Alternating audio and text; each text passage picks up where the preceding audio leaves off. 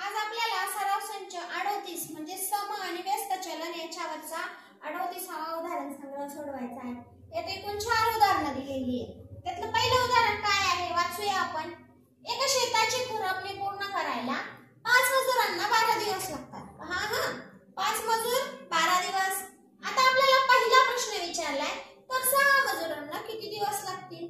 दुसरा प्रश्न विचारला 15 मजुरांना किती दिवस लागतील। तर आपण काय करूया पहिल्या गणिताचं उत्तर आधी शोधूया की 6 मजुरांना किती दिवस लागतील। पहिले 5 मजूर होते 12 दिवस लागले, आता 6 मजूर झाले, मग दिवस काय होणार आहे। मजूर वाढले, दिवस काय होणार आहे। मजूर वाढले, दिवस काय होणार आहे, कमी होणार आहे। म्हणजे हे कोणतं चलन आहे, व्यस्त चलन आहे। मग पहिलं वाक्य नेहमी सांगते मी तुम्हाला की प्रमाण सम आहे का व्यस्त आहे हे तुम्ही ठरवा। ज्यावेळेस तुम्हाला कळतं की हे व्यस्त प्रमाण आहे मग तुम्हाला लगेच क्लिक व्हायला पाहिजे डोक्यामध्ये की अरे याचा गुणाकार स्थिर यायला पाहिजे। मग बघा बरं का, मग गुणाकार कशाचा बघा। 5 मजुरांना 12 दिवस म्हणजे 5 गुणिले 12, 5 मजूर आहे दिवस 12 आहे।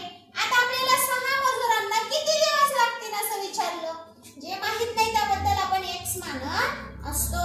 मग आता हा 6 गुणिले आहे ह्या बाजूला जर पाठवला तर तो काय होईल सांगा बरं, एकदम बरोबर। मग आपल्याला लागणारे दिवस काढायचे। 6च्या टेबल मध्ये 12 आहेत, मग 6ने भाग देऊ। 6च्या पाड्यात 6 पहिल्यांदी आणि 12 दुसऱ्यांदी आहेत, म्हणजेच दिवस आले 5 गुणिले 2 बरोबर 10। म्हणजे 6 मजूर जर असतील तर दिवस किती 10।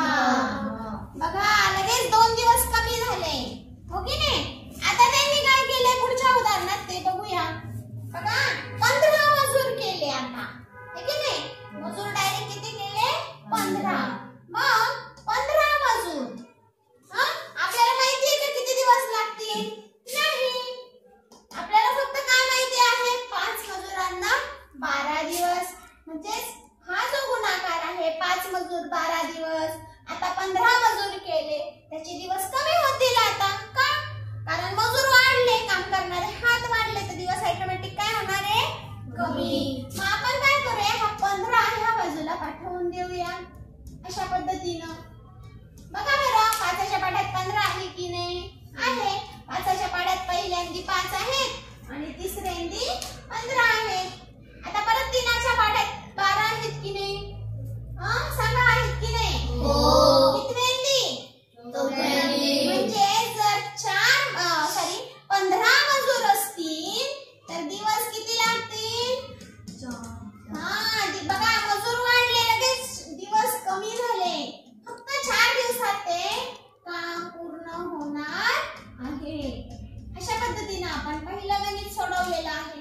एकदम सोपं गणित आहे। बघा व्यस्त प्रमाण असेल तर दिवस आणि कामगार यांचा काय केला आपण गुणाकार आणि तो स्थिर दाखवला।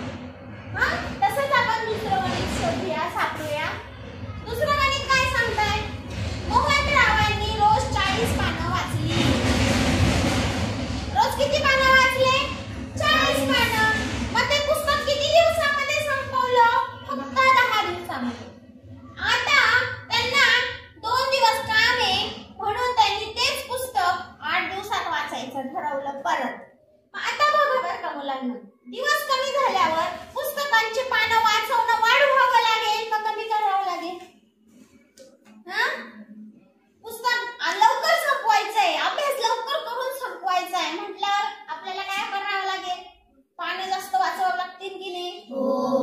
म्हणजेच मग ज्यावेळेस एक गोष्ट वाढली तर दुसरी कमी होते, त्यावेळेस प्रमाण असतं व्यस्त हो की नाही। व्यस्त चलनात काय बरं स्थिर असतो, काय स्थिर असतो गुणाकार। Very good. आता आपल्याला 8च दिवसात संपवायचंय, आपल्याला पानं किती वाचायची हे काढायचं आहे। बघा हा 8 इकडे गेला तो झाला भागिले आणि इकडे x जसाच्या तसा।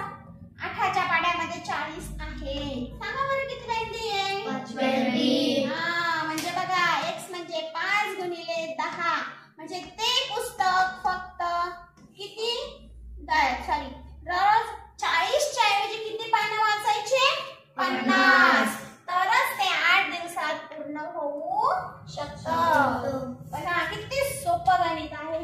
आपण फक्त गुणाकार स्थिर दाखवला.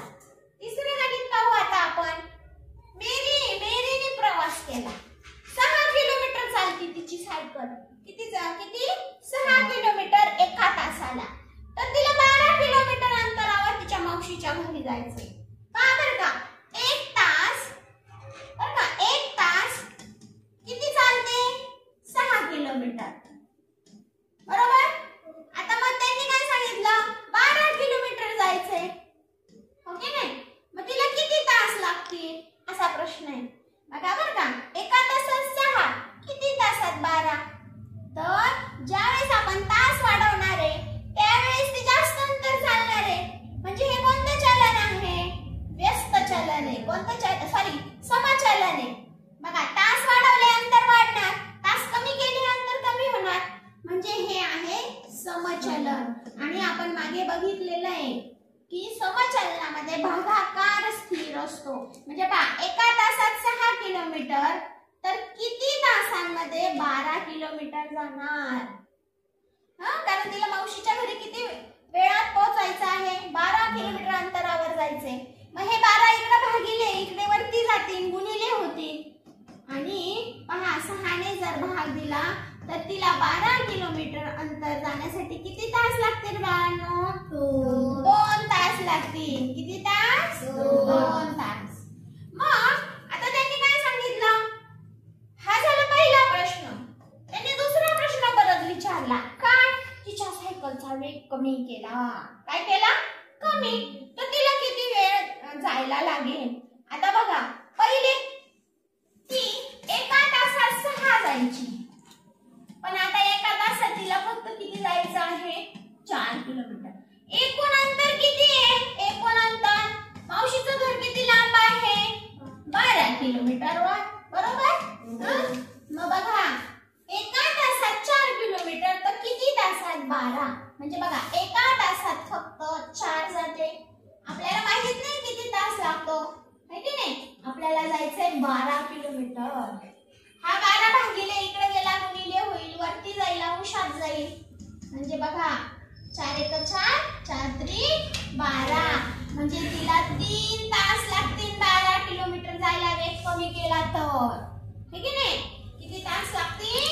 3. अंतर आपण तिने हळूहळू सायकल चालवली, लगेच वेळ वाढला. हे व्यस्त चलन आहे मुलांनो. कसं चलन आहे? म्हणजे एक गोष्ट वाढली की दुसरी कमी होती. धान्य साठा 4000 माणसांना 30 दिवस पुरतो. धान्य साठा 6000 माणसांना किती दिवस पुरेल? बघा मुलांनो, माणसं कमी असेल तर तो जास्त दिवस जाणार की नाही धान्य? तुमच्या घरात 4 माणसं आहे. आता तुम्हाला 1 महिना धान्य पुरतं. तुमच्या घरचे माणसं झाले 6. आता तो धान्य साठा जो आहे ते धान्य आहे ते तुम्हाला 1 महिना पुरेल का? माणसं वाढल्यावर इथं तेच झालं.